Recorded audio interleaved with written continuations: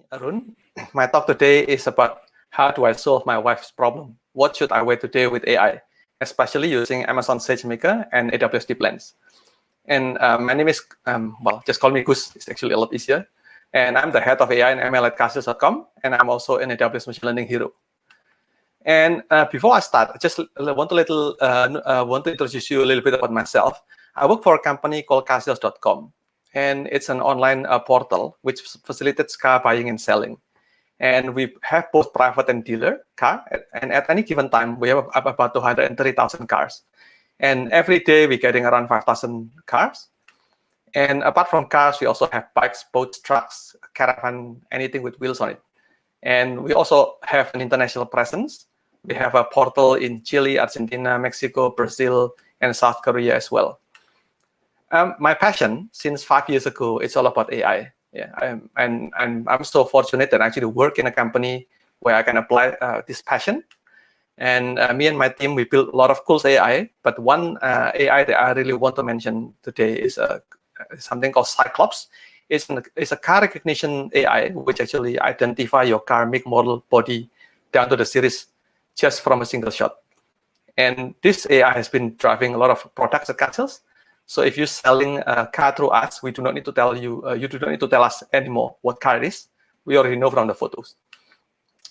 And as an AWS Machine Learning hero and an evangelist, I actually speaking in public quite often, like this type of events. Yeah? And my aim is I want to spread as much as possible my experience and knowledge in AI. And I want to grow an AI ecosystem, especially in Australia. And I want to change people's perception because many people still believe that if you want to do AI, you have to be very good at maths and you have to have a PhD degree. And this is maybe true like 5-6 years ago, right? But now there are so many high-level tools that you can use. It's super easy. Yeah, I want to let everybody know there is these tools available for you. For example, like AWS SageMaker. Yeah, you can build an AI model without understanding the technical details how to build it. So as long as you know how to prepare your data sets, transform, and how to evaluate your model, that's good enough, really. So now, back to the main topic. Yeah, how do I solve my wife's problem? What should I wear today with AI?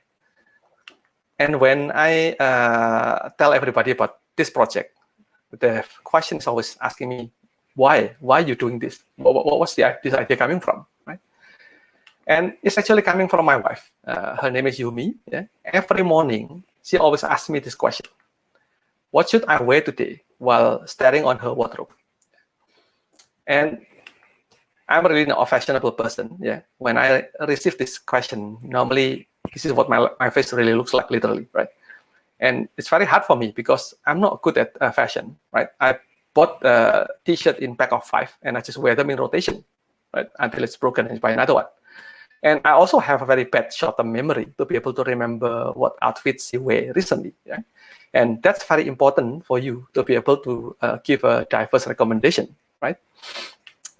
So instead, why not I use what I'm good at, which is building AI technology, yeah, to solve this problem so she can help herself. Would it be cool if I can build an AI that can recommend her clothes? Yeah, and even better, if this AI knows what's the weather today, if it is sunny, it can recommend her a skirt to wear, right? And if it is cloudy, recommend her a hoodie. Yeah, so it's very awesome, right? So I start to have this brainstorming session with myself. How do I build this? So I need to know first, what is the important information that's required to be able to recommend an outfit to wear, right? The information number one, of course, you need to know what do you wear recently, yeah? So you probably want to give a diverse recommendation, just like I said earlier. So you do not recommend the same clothes that you wear yesterday and the day before, right? So, and at the same time, you also need to know as well which clothes that you actually like to wear more often. Yeah, so that's indicate that's her favorite clothes. So you can recommend that as well. For that, you need a fashion diary. Yeah, a diary that records the outfit that you wear every single day. Yeah. The second information, of course, if you want to recommend something, you need to know what is this collection that you're recommending it from, right? So it means what outfit that she owns currently. Yeah. So for this, we need to build a clothes catalog, yeah, that records every single unique clothes that she owns. Number 3, yeah, once you already have the fashion diary and the clothes catalog, yeah, then you can actually build a recommendation engine, which use these two information to be able to recommend something for her to wear. Yeah. And as an experienced software developer, you all know, right? You can have a very big ambition, yeah. But start with MVP, yeah. The first MVP is, of course, building a fashion diary, yeah. Second one is building a clothes catalog. With the third one is building a recommendation system. And so far, I've already built the fashion diary and the clothes catalog. Yeah, I haven't built the recommendation system yet. This is my next project. However, because we only have limited time today, I'm just going to talk about the fashion diary. Yeah. And if you want to know more about the clothes catalogs, yeah, how I build it, you can follow my blog later. I'll provide you the link at the end of the talk. So, how do you really build a clothes catalog? The easiest way, just simply rock up to her wardrobe, right? Pick up every single clothes that she owns, right? And we take a photo of every one of them, right? That's the easiest way. However, this does not turn out to be easy after all, yeah? Why? What if she goes out to shop and buying more and more clothes, yeah? So it means every time she brings in new clothes, I have to take more photo, right, of these new clothes. So this is obviously does not scale, yeah? So it's not really a good idea. What if a better way is an automated system which automatically record a photo of what she owns, what she wears every day. Yeah. What if I actually put a camera somewhere? Yeah. For example, this camera here, facing towards the front door where she exits the house, and when she walks past that door, this camera take a photo of what she wears. Yeah. So on day 2, when she wear a different outfit, the camera take a different photo. Yeah. And same as day 3. Yeah. So as the days goes by, as you can see, now we record every single photo, showing what she wear, yeah, on day 1 to day 5 here. Yeah. And this is what fashion diary is. Yeah, it's built automatically. Yeah, you do not need to spend any effort putting out clothes, taking a photo manually. And what if then all of these clothes that was recorded in fashion diary, you pass it into a clothes identification system, which curate the unique one only and store them in a separate database, just like this tree here. Yeah. So if you look at those day 1, 2, 3, 4, 5, there are only 3 outfits really. Yeah, that's the way. So this is what clothes catalog is. Yeah. So now I want to take you a bit deeper. How do I build this fashion diary? Yeah. Of course, you need a camera, right, to be able to take a photo of what you wear. Yeah. However, a camera is actually a dumb hardware. Yeah. It won't be able to know whether there is a human, yeah, that's actually in front of it for it to be to automatically take a photo. Yeah. So in order for the camera to have the capability, you have to connect it into an AI system. Yeah. An AI system requires a hardware ecosystem to run it. Yeah. So obviously it needs a GPU. Yeah, because it's a computer vision model, and most people probably use computer. However, computer is too excessive. It's too big and too expensive. Yeah. So luckily, there is this AWS Deep Lens. Yeah. It's a very small device. Yeah. It has camera, 4 megapixel, yeah, 1080p, and it has GPU enabled. And it's only $250 US. Yeah. And it's super small, only 11 by 6 centimeter. Yeah. So this is the perfect device for me to use. So now, after I got myself this AWS Deep Lens, I start looking for a place where I'm gonna put it. Yeah. And the best place actually I found for this is actually that cabinet there facing towards the front door. Yeah. And why is that? It's because contextually suitable. Yeah. She will need to actually get out of the in order to get out of the house, she need to pass that door. Yeah. And it means I'm taking a photo of the clothes that she's gonna wear outside the house. Yeah. Which is actually more important than the clothes that she wear just at home wearing pajama, right? I do not want to record that. Yeah. So you probably also wonder what happened if she walked through past that door just throwing rubbish, right? And will be taken the Deep Lens will automatically take a photo of her as well, right? Yeah. So I have a solution for this, but I will reveal a bit later towards the end of the talk. Yeah. And the point number 2, yeah, the front door is actually safer. Yeah. And why is that? initially I was thinking to put this camera on her wardrobe. Yeah. So you probably also think the same, right? This is actually the right spot where you're actually putting on clothes, right? So it's good to take a photo of her. However, our wardrobe is right next to the bathroom, yeah, where we both can come out naked there, yeah.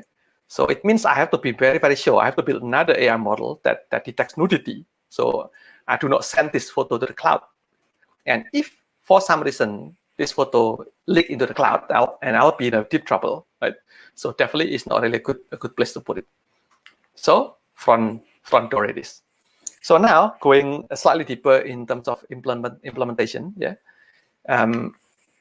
Inside the AWS Dplens, yeah, if you look at it, you can actually deploy and run a Lambda function, yeah. And this Lambda function is accompanied by an AI model that you also can deploy inside the device, yeah.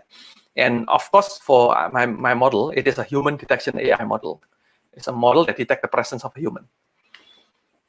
This AWS Lambda is running constantly and then getting the feed from the camera. Yeah. So every second it receives 30 images. Yeah.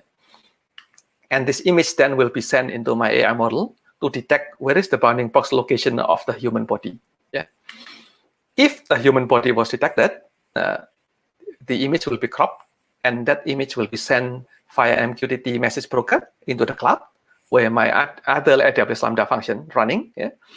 This Lambda function then perform a facial recognition by sending the image into Amazon Recognition to check who's this person. If it is Yumi, yeah, this Lambda function then save the image into S3 bucket and record an entry in Amazon RDS. So now, in order to build the the AI model, yeah, it's actually super easy using AWS Dplens. Yeah. It's so good that actually it provides you with a few templates that you can choose. Yeah. So most of the time you do not even need to build your own model. Yeah. One of the templates here, as you can see on the upper left corner, is an object detection model that can already detect 20 popular objects, including a human body. Yeah.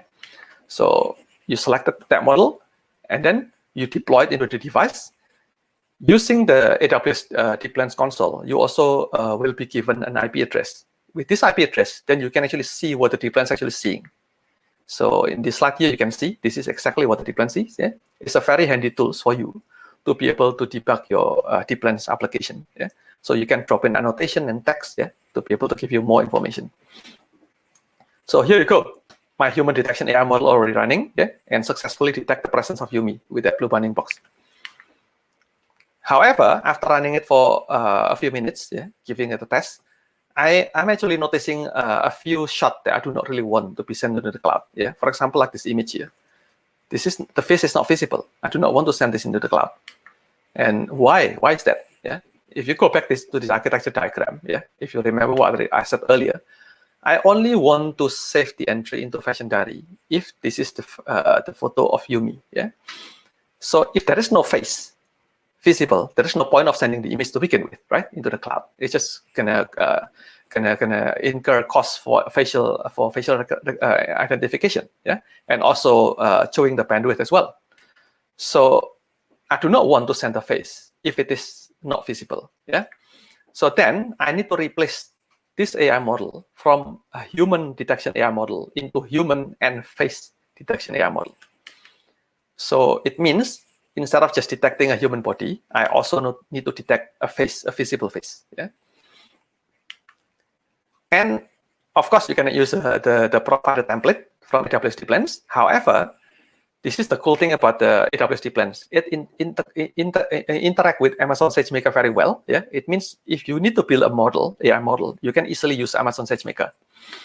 And Amazon SageMaker is also super easy tools as well to use to build a model. All you need to do simply is to provide the labeled training sets, like what I show you here. Yeah. It's an image with a bounding box of where the human body and where the face. And once you have this data set, you press the start training button, you got your human and face object detection. However, as most of you probably know, the labeling data set is the annoying task by itself. Yeah. I have like thousands of images and I do not want to label them manually. Yeah. Luckily, for the human body, I can just use an open source Pascal dataset. Yeah, it comes with the bounding box where the human bodies are. However, it does not have a bounding box of where the face. Yeah. So I did cheat a little bit. Yeah, instead of labeling it myself, yeah, I'm actually using Amazon Recognition. Yeah, so I send this image into Amazon Recognition. Amazon Recognition is off-the-shelf service provided by Amazon that label the bounding box of a lot of popular objects, including the human face. Yeah. So yeah, so here you go. So I've got all of the face labeled automatically. Now I can combine the two. Yeah, the two bounding boxes. I have my full data set. So building an AI model using Amazon SageMaker is very easy. Yeah, all you need to do is simply just to choose the algorithm. Yeah, in this case, I'm using object detection. Yeah, and then specify some hyperparameter, and then hit start training button. And once your model is already built, importing the model into DeepLens is also not hard.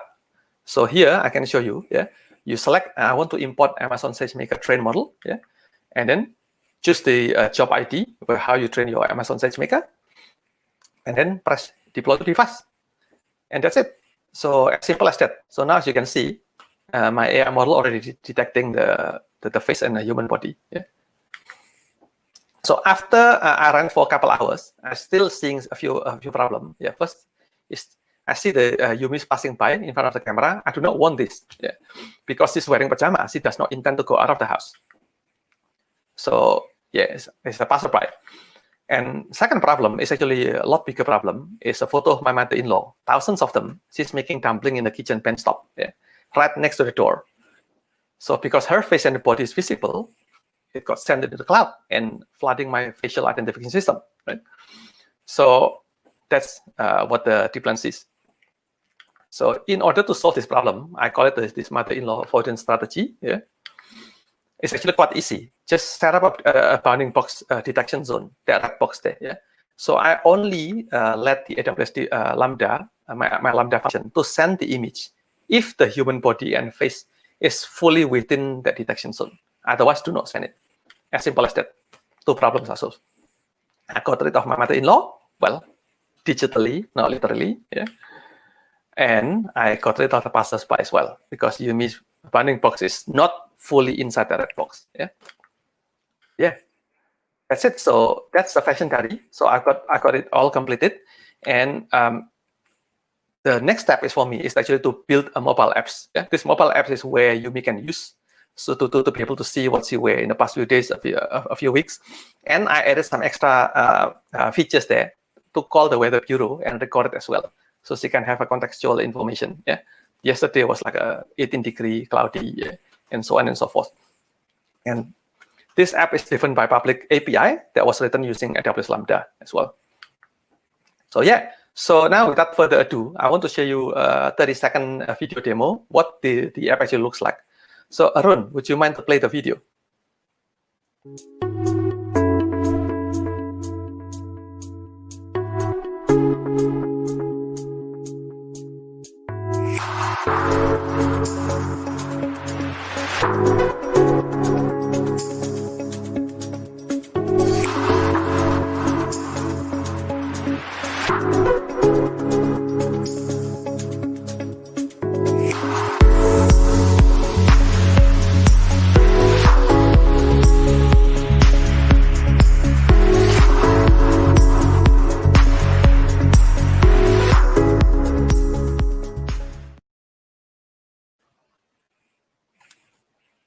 Thank you.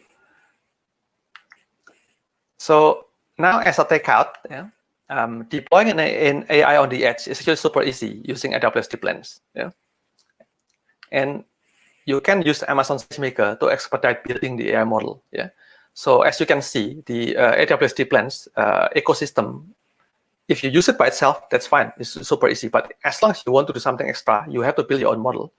You can use it as SageMaker. Yeah, it's all working together very, very well. Yeah, and I mentioned that I actually going to reveal how I solve the problem of Yumi going out to throw rubbish. So the DeepLens does not really record her photo. What I did is actually I used the I use a speed detection technique inside her mobile apps.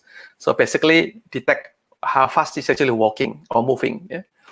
And if she if she move with a speed faster than the walking speed, yeah, it means she take a public transport or driving. Yeah, it means she's actually going out for a meaningful purpose to meet friends or to go to work.